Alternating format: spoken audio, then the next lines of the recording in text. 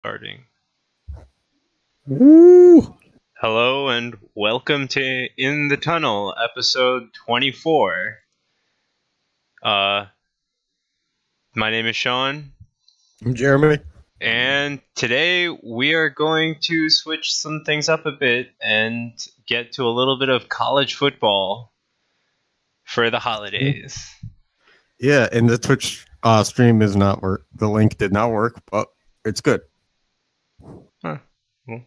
Well,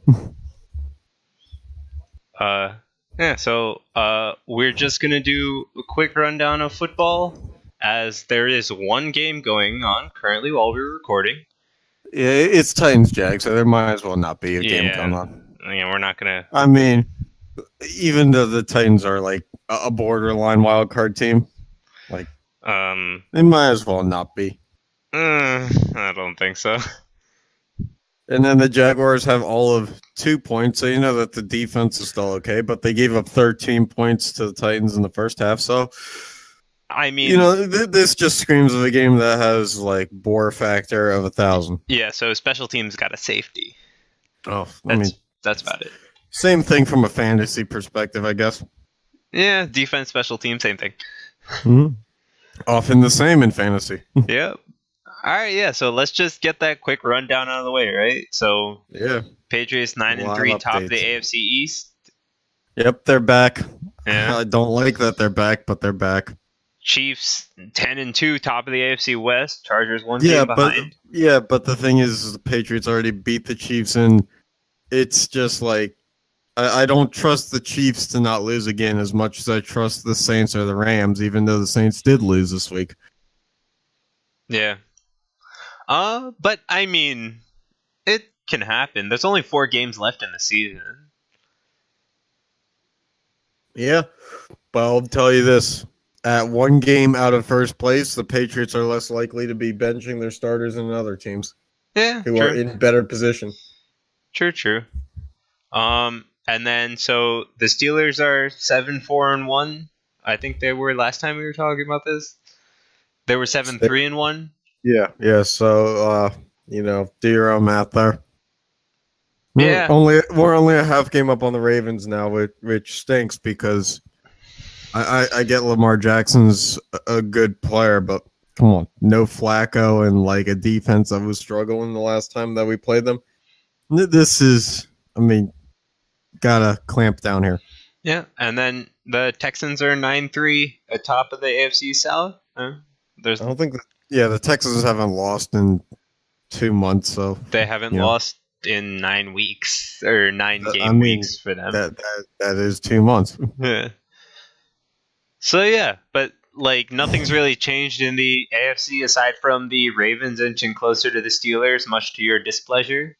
Yeah, well, my displeasure is just how the world works sometimes. That's how we keep the world go round.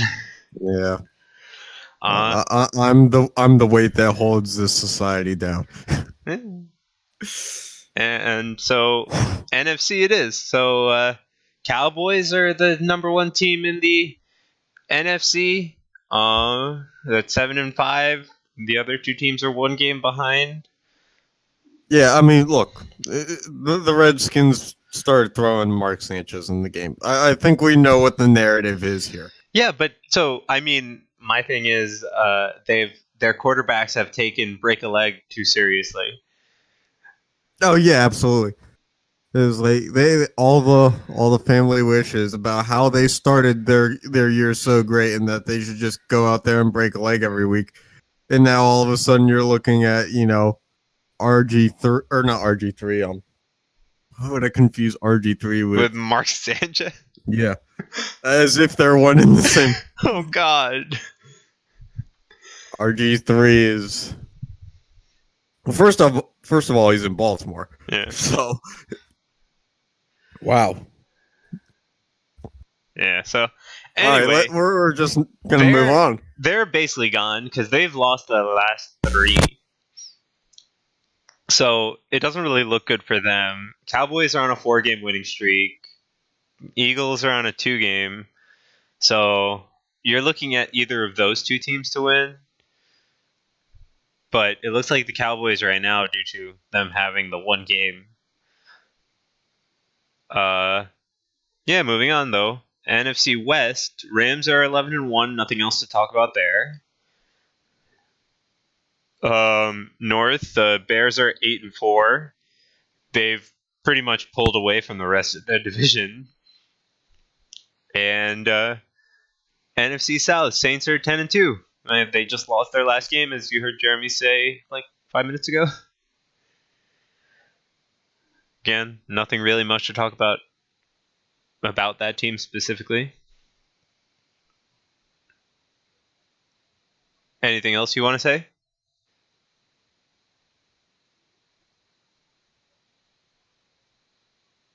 Yes, no? You're not speaking. Alright, well, Jeremy's having some technical difficulties.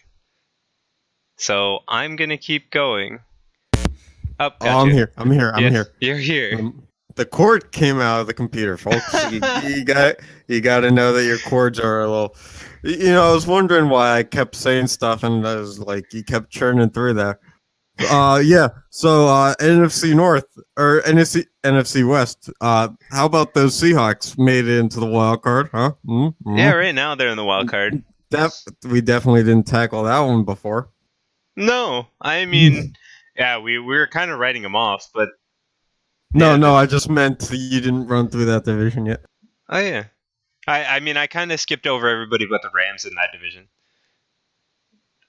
because nobody's catching the Rams in their division. But the Seahawks are in the wild card.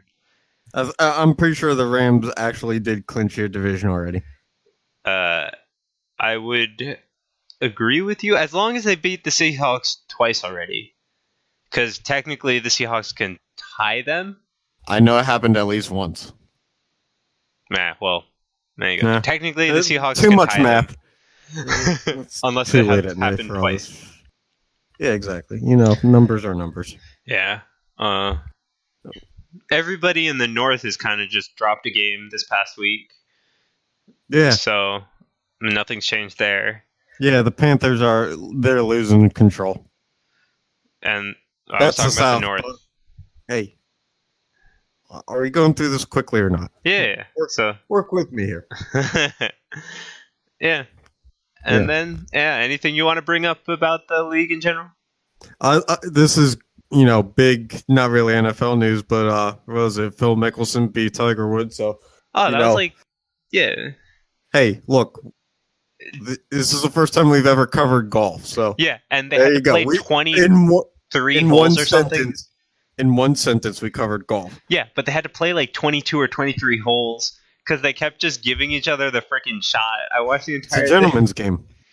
Yeah, but you shouldn't give him the last shot. That's like 10 feet away. Oh my god, it was pissing me off. It's a gentleman's game. Oh my god. All right. Anyway, yeah. So let's get on to college football. We just want to talk about what teams we think should have made it instead of like your Notre Dame / Oklahoma. All right, so let's just lead off by saying this. I'm getting really tired of Alabama and Clemson being in the playoff. Like, I know it's the NCAA and student athletes and all that crap, but the teams should not be able to make the playoff more than X amount of years in a row. Yeah, but you need variety for the entertainment value to be high. So Alabama's made the playoffs every single year that the playoff has existed, and Clemson has missed once. Yeah, and they probably missed by they were probably like 6th in the poll that year. It's like, oh, how tough it must have been. Look, I'm getting really sick and tired of the same schools every year. But you have to say they definitely deserved it, no matter what. Their teams were the 2 of the top 4 teams, in my opinion. But like, I understand that you're sad, you're tired of them playing there, but that's not going to change anything because the team played like they deserved it. Look, but yeah, I get they deserve it, but it also comes down to recruiting. And the bottom line is, it kind of has turned into an amateur level of Cavs Warriors of the past few years in a sense, because it's like these high star recruits are only going to go to a place where they can make the playoff, and when the same teams make the playoff every year, there's no other teams that's going to come in and take those spots away. So it's going to be the same old until some scandal comes out, and or like Nick Saban steps down from Alabama, and only at that point, like 28 years from now, is anything going to change. All right. I mean, Nick Saban's like Bill Belichick, to be honest with you. He probably will end up going that route. Yeah. All right, but okay, so my question to you is though, what does your top 4 look like this, or does it look different? I guess. I mean, Oklahoma probably doesn't make it for me, just because if you've watched any Oklahoma football games this year, and I only watched one against West Virginia, and I get that West Virginia's got a really good quarterback in Will Greer. But that being said, holy crap, Oklahoma's defense cannot stop anyone. They literally give up like 50 points a game. So who would you put instead of Oklahoma? I mean, I would have loved to see what UCF did, but the fact of the matter is their starting quarterback gets hurt, which I'm sure, while that shouldn't affect the standings. That shouldn't affect the standings, but I'm sure it could. I'm not saying did, but could have affected the argument for putting them in the playoff. But if they're starting quarterback, it shouldn't. But you don't know what happens behind closed doors like that. But I mean, you're talking like. I'm saying they wouldn't deserves make it to be in anyway. there. 100%. No absolutely. question. Look, the fact of the matter is they deserve to be in because they won every game for 2 straight years now. Like, literally. And they missed the playoffs both times. Well, but yeah, and the thing is like, okay, fine. If you're going to pass over them last year, so be it. But they played a harder strength of schedule this year and still got passed over. And they dominated. Last year there were more teams left undefeated, right? More likely than not, yeah. Yeah, there were, because this year they were one of the only, like, I think it's them and the 3 of the undefeated teams made it, and then UCF is out. I think those are the only 4 of the top level Division 1 teams, right? Yeah, I think so. So, why aren't they in there? It's crazy, man. Yeah, I mean, it all comes down to conferences. Power 5 conferences just, get more out of it. I don't really understand why. I mean, a perfect team is a perfect team, in my opinion. Yeah, and I mean, they've gone undefeated twice in a row. At least give them the chance to show for it. Yeah, that's one of the is where the BCS Bowls had the advantage. Was the BCS Bowls they didn't give a lot of those perfect teams that like from small conferences a chance, but they threw at least one bone per year to I think like a Northern Illinois or way back when to Hawaii. They gave those guys a chance to fight with the big dogs, and the fact of the matter is now you've put a system in place where it's like, oh great, a playoff, but it's like there's no underdog that you want to root for. Exactly. There's no like literally, because they all have to be conference championship caliber teams, if nothing else. And most of them conference top 5 champions, conferences, not any of the. So right then and there, they're not an underdog in their own conference. They're not an underdog in college football. They're not an underdog amongst each other. At least not that much from a gambling perspective, because it's like from what these teams can do offensively, they can all do the same thing potentially. Defensively, it's like, yeah, Oklahoma stinks compared to the other 3, Notre Dame, Clemson, and Alabama. But it's like, so what? They put up enough points where it doesn't matter. Right. So, I mean, look, Michigan and Ohio State both lost bad games. They weren't going to make it anyway. I'm a firm believer that you can't lose to Purdue on a down while Purdue is still quote unquote rebuilding and make the playoff. You just no. Right. Georgia, I think Georgia, that they lost Georgia. twice, they're out. If they won their last game, you can make the argument. But they Well, lost it, no, they're out. they would have if they won their last game, they would have been in because it was against Alabama. Right. And they had them, but they started doing stupid things in the fourth quarter. Right. But again, they lost, so not they don't deserve it. Yeah. A team like Washington doesn't make it mostly because I think 2 years ago we kind of saw Washington not really fit and not do well in the playoff when they made it. And I don't think that while 10-1, their team was not as it is or was 2 years ago. So they just Wasn't Washington 10-3? sorry, my screenshot's a little, oh yeah, never mind.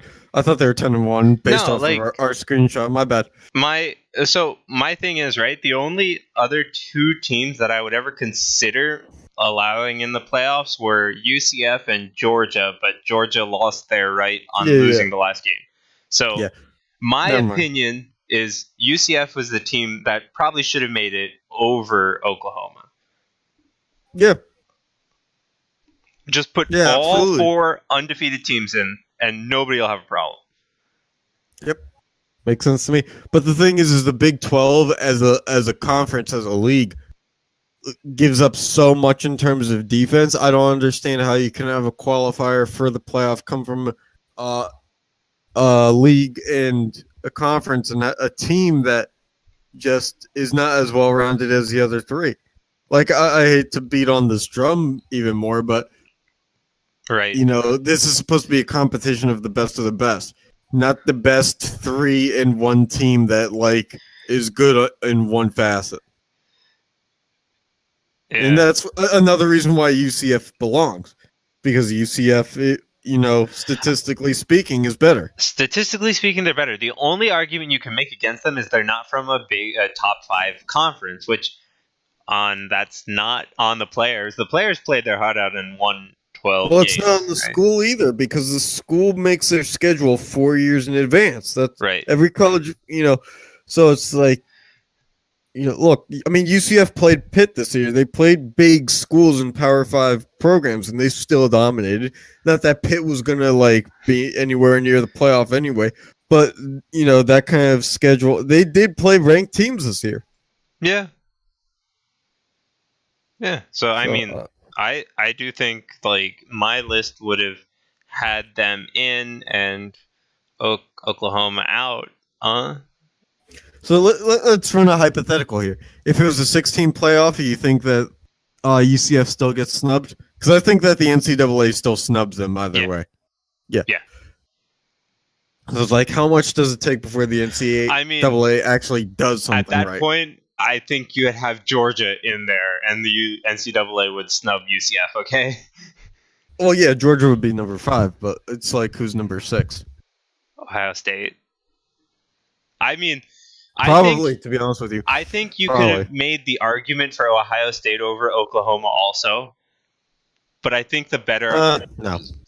I think you could have. I'm just saying... Yeah, you could have, but I think that UCF deserves it over Oklahoma, and not, I don't want to have that Ohio State over Oklahoma talk, because I think they're the same, kind of. You could throw one in and leave the other out. It's kind of like that, but yeah, we'll see. Yeah, I mean, they're not the same in terms of their profile, in terms of how they play the game, but they're the same in that, another Power 5 making it. Yeah, but I meant the same as in how they played the season versus how you could rank them. They were really close, that it was, in my opinion, it's one over the other. Because I think Georgia losing twice is not being taken as seriously by the NCAA as it should have. Mm-hmm. So, because Georgia is ranked 5 right now, or whatever, or 6, whatever it is. So, if it was a 6-team playoff, they would make it. but they're literally the what they have the only team in the top 6 with 11 wins. So No, no, or yeah, I guess. I think because I think the top because UCF and then Michigan's the only the closest one to them that has 10 wins, but they also have 2 losses. So they So just played the one only less other game. thing I'm going to say about Georgia is I understand that the second loss counts for more, but at the same time they play the 13th game because of the SEC championship game adding to it. Whereas some other teams have only a 12 game schedule. There are a So couple teams that have 11 too, aren't there? yeah, exactly. So it's that margin of error that you have with more games played is more risk and more chance of losing.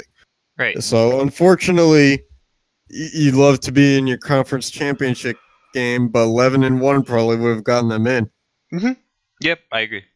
But it's not like they could just forego that SEC championship game. So Yep. All right. Yeah, that's you want to touch on college football anymore? Or? no, I think I've exhausted my frustration with UCF being left out pretty well. I didn't even know I was that passionate about UCF getting in, but whew, All right. yeah, So, that was let's something. get to hockey. Yeah. So I'm gonna start off by saying that I got really excited because who's the Pedersen that's good? Elias Pedersen or something? Yeah, Vancouver. Yeah. So the Penguins made a trade earlier this week. They traded their forward Daniel Sprong to the Ducks for Marcus Pedersen. Yeah, And I not saw the the same name person. Peder. Yeah, I saw the name and I got excited and I was like, "This is Sean was talking about. This guy's really good." And I was like, "Oh, defenseman." I was like, "Yes, so it's probably not the same Also, guy." Vancouver Anaheim. Canucks. Yeah, yeah. I mean, we've been known to trade with them before, but Yeah. we traded with Anaheim too. Yeah. So I don't know. I feel like the league hasn't really changed much in the past week. Nope. I mean, really, was it? The Flyers were last place in the Metro last time we did a show, but right? they were tied with the Devils. Well, I mean, Now the it's Devils are last changed place. by 1 point. Making strides here, Sean. We're making strides. Hey, 9-12-5 ain't bad. That's terrible.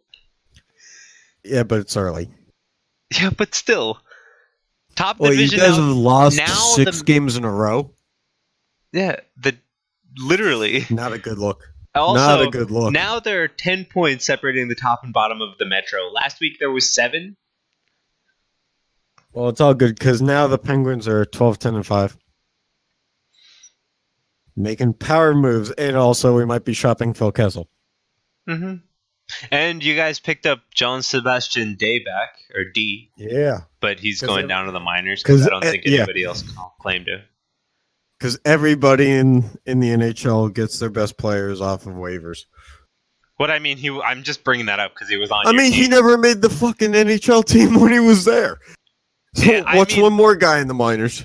I mean, he made the Devils. For what it's worth. No, he deserved to make the Penguins team, but he for some reason GM JR and the management team in the big league just doesn't give the prospects a lot of chances. Yeah. The other big news was Nylander. Tell me about it. Yeah, Nylander. He's signed playing for his first game 6.9 annually. As we were speaking, the game actually ended while we were recording. Woo! Did he win? No, the Leafs lost in overtime. I don't know if he got a point though. I didn't check. Time to question that contract. Was it a good move? Yeah, I mean, I think. I mean, they're 0-1 with him. You can't possibly say that he's a team player. They're 0-1 with him. Not a team player. Can't even get you the 0-1-1 or 0-1-0. So you want him to get you 0 points instead of 1? I'd prefer if you got the 1, but he did get the 0. Yeah. Not a team player. I don't like him.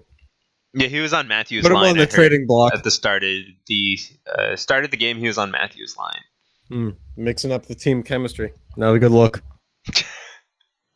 Not a good look. Oh boy. He's like hockey's Le'Veon Bell. Oh boy. No, Come on, that's going too far. Whoa. There is no such thing as going too far when we're talking hockey. Comparing Nylander to Le'Veon Bell? At least Nylander signed a contract. Whoa. Hey. Bell found a loophole, and who's to hold that against him? Oh, hold on. I will. Yeah. I'll hold that against him every day of the week. Yeah. That son of a B. All right. Anyway, moving on. Not salty. Moving on. West has Nashville up. Nashville. I don't think anybody's changed. Nashville and Colorado on the top in the Central. Actually, no. I think Minnesota moved down since last time we talked, right? Minnesota was not number 2. Colorado was number 2. No, but Minnesota's 5. I think there were 3 or 4. Yeah. I'm just saying that Colorado's and Nashville are in their same spots. Right. Must be nice to be near 40 points. Yeah. Just the Metro wild. as a whole does not know that. Okay. Yeah. Yeah, absolutely. Maybe we're like sleepers this year. We just wake up in the second half. Every team in the Metro. Every single Penguin season anyway. Well, the ones that we win the cup, yeah. Yeah, you guys go like... But that involves waking up at some point. Yeah, but you guys go like 500 until the All-Star break, and then you pick it up. So... I think it starts closer to like middle end of December, but yeah. It's a slow pickup, and then it catches fire around the All-Star break, and then we keep going. Yeah. Anyway, yeah, so the other team, the other divisions have teams close to 40 points, with the Lightning and Toronto already being at said 40 points. Both of those teams are just dominating. Aside from the Leafs don't know how to win, or they don't like know how to lose in overtime until today. Yeah, because they had, Nylander. they had 0 overtime losses until today. Hey, you can't spell Nylander without an L. That's just fact. I mean, they're like, you can't spell Kessel without an L, or Malkin. Okay. I mean, look, we've done our fair share of losing up till now. Like that's just truth. I mean, yeah, we've lost 5 games in overtime. What's one more at this point? True. Anyway, like the Kings are still at the bottom of the division, or at the bottom of the league. Kings don't stay on top forever, man. And they're playing the Devils today at 10:30. Late night game. Yeah, for the East Coasters. Yeah, yep. I mean, yeah, nothing else has really changed in the standings, but something amazing happened. The Canucks have dropped over the past couple of weeks. They were higher in the standings earlier in the season. Yeah, but again, they're rebuilding. Like nothing counts this year. Yeah, and their young players are playing phenomenal. I mean, it's understandable that they're not winning because they're all young. They're developing their young talent, and the defensive side of the game takes work. It doesn't just like pop up. Like offensive, I feel like with the way the juniors and minors go, it's a lot easier to develop offensive talent earlier than it is to develop defensive talent. Yes, makes sense. Specifically because and it takes adaptation to, as a defenseman to prepare and change up the pace of your game for those at the NHL level because it changes at every level. Right. And, we see that we see that their young players are still playing well, so I have no problem. And Right. as I said at the beginning It's of a the season, forecast thing. I'm still watching the Canucks games because their young players are doing well, and I want to see that as a fan. But Yeah. I have no expectation for them to make it to the playoffs. Yeah, not this year. I mean, they're also losers of 4 straight games, so that kind of hurts. Yeah. Anyway, so something amazing happened. Well, it depends on who you're talking to. It's either amazing or not. Do you want to say it? No. Well, Tom Go for it. Wilson. Tom Wilson got pretty the hit was completely clean in my opinion, but he But it got was from taken Ryan out Reeves. by Ryan Reeves. Yeah.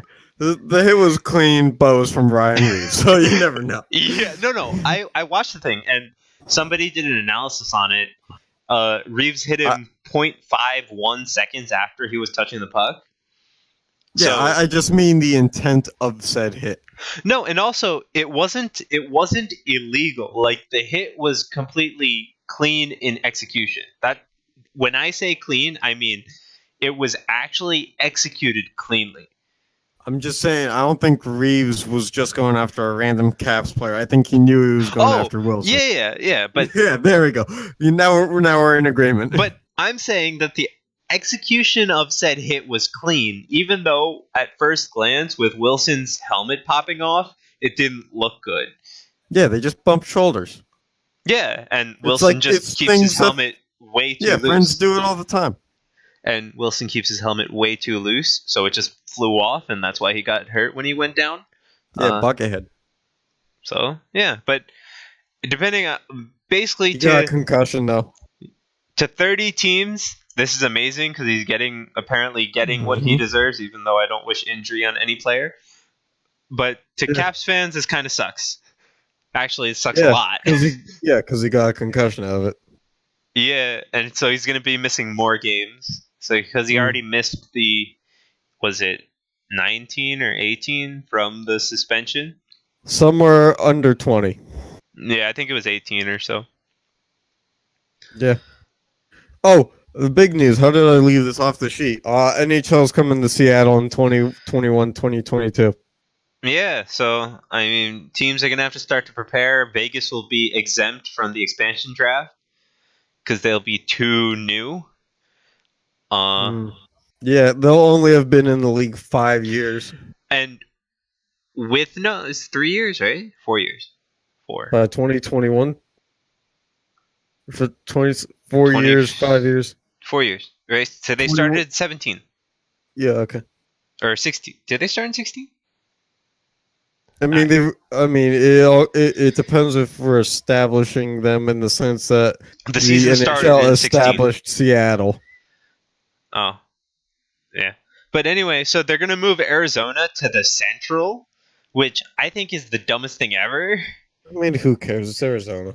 But the thing is, I don't want Wednesday night rivalry to be Nashville versus Arizona. It won't be. At this point, I feel like they planned it a little bit better than that. But we're talking about NBC here. I mean, Wednesday night rivalry is never Penguins Islanders. It's been some weird things in the past 2 years. Hey, Sean, tell me the Wednesday night rivalry game that was Penguins Devils. It hasn't happened. Oh, they're a little selective. But it used to be like actual rivalries, like Detroit, Chicago. It's kind of hard to make every Wednesday a winner. But I mean, look at Thursday night football. It's kind of hard for every game to live up to the hype at the beginning of the season. Yeah. But I mean, it's also like what I only think it's a bad idea because you're forcing Nashville to fly to Arizona multiple times. Okay. And you're forcing Arizona to then fly to Nashville the same amount of time. Okay. That's a problem. That's way too much travel. If you say so. Come on. You couldn't have moved a team any bit closer. Look, man, I'm not going to sit here and say that I feel bad for the Coyotes players for bringing in hundreds of thousands of dollars to play hockey, considering the fact that their fan base is pretty non-existent up until they're good again. Other argument, they've actually had a growing fan base for the past like 5 years. And that's fine, but they don't have a product to show for it. But they're also apparently they're filling their stadium about 80% average for the average of the season. Okay, but look, man, until they are a product that is worth disputing, the fact of the matter is the best way to promote their brand as a team is to be on a Wednesday night rivalry game with an opponent that is that formidable until they work their way into a spot where they are also that. Yeah, but like I think they could have done that in the Pacific. Like it was great seeing like the Arizona and Vegas games last season cuz there were so many fans of both in both places. And that's because like there was no team close to Vegas, right? So they had a lot of Arizona fans in Vegas. So you could have built on that. That's another rivalry in a sense. Instead of just taking Arizona and moving, you might as well move Arizona to Houston at this point to keep them in the Central. Oh, we'll see how it goes. Because I just think that now you're forcing this, like, I understand they're getting paid millions of dollars. Yeah, whatever though. Like, it's a logistical nightmare to have all those teams that are so close to the East Coast already get to Arizona for a game, because it's not like they could do the like California downwards into Arizona, because they used to only do that for like the Pacific. Like every team would just have a Pacific basically road trip for 8 days and hit all 4 teams, I guess. So I just think that it makes a logistical nightmare, but hey, I'm not the one that has to do logistics.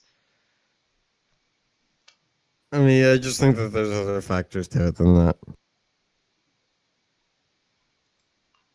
I don't know. It's weird because look, I mean, every time realignment happens, there's a winner.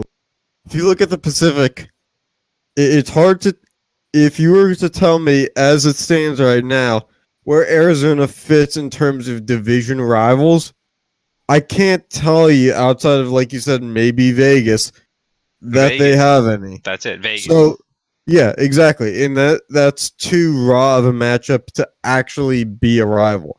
So, whereas other teams, you can't take away the Flames versus the Oilers. You can't take away the Sharks versus the Ducks, or the Sharks versus the Kings, or any California team against each other. It's just Arizona is one of maybe 2 teams in that division where if you move them to another division, they don't lose rivalry matchups. But the thing is, right, they don't want to move Vancouver because they want to create Vancouver-Seattle as a rivalry. Correct. They put Vegas there, and they specifically were trying to create Arizona-Vegas as a rivalry, which it's doing fine. But now you're just going to just uproot that team, basically. And they're on an upward trajectory as far as viewership goes, and that's basically what matters. Well, let me pitch you this one idea. Coyotes versus Stars rivalry. You just might as well move the damn team to Houston. Well, hey, basketball, Spurs versus Suns, big-time rivalry. Something about Arizona and Texas teams going at each other. But isn't San Antonio also on the western side of Texas? Dallas doesn't is on the matter. eastern. It doesn't matter.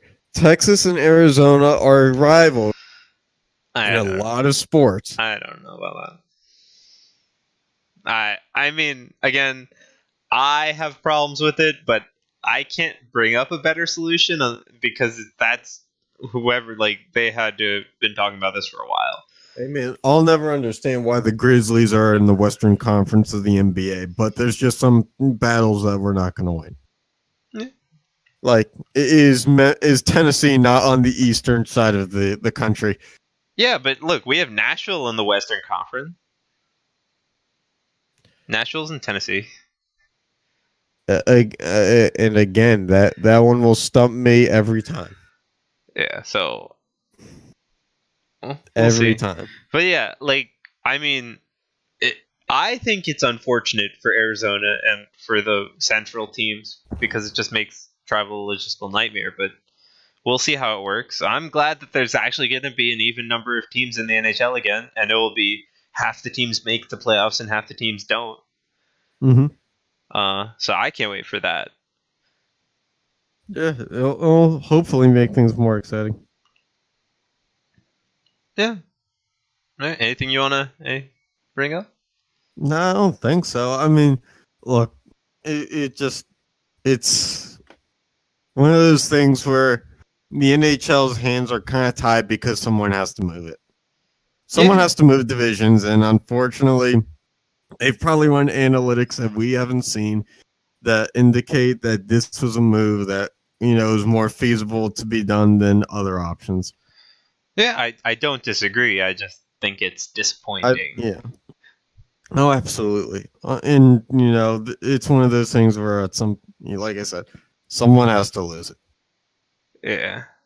And I don't mean lose their spot. I just mean like, in terms of someone doesn't get the better end of the stick. Yep. Especially because if you look at their division right now, it's pretty close for a lot of the teams. Aside from. You know, aside from like the bottom two or three, Yeah. it's a highly competitive division, and And they've been when playing pretty well. and when Seattle is introduced to the league, unless they become like Vegas did last year, there's going to be a gap somewhere. So Yep. it's one of those things where if the Coyotes are really good in 4 years, it's a move that we're going to look at and say, well, what could have been, but it's a calculated risk. Yeah. But Right. that's all I got on that front. Yeah. That's all I have. So. Shout out Vigilantes, ball hockey second place. We almost had him. We're gonna get him next season. All right. Yeah. Thanks for listening, watching, Let's and go. Yeah. see you next time. See ya.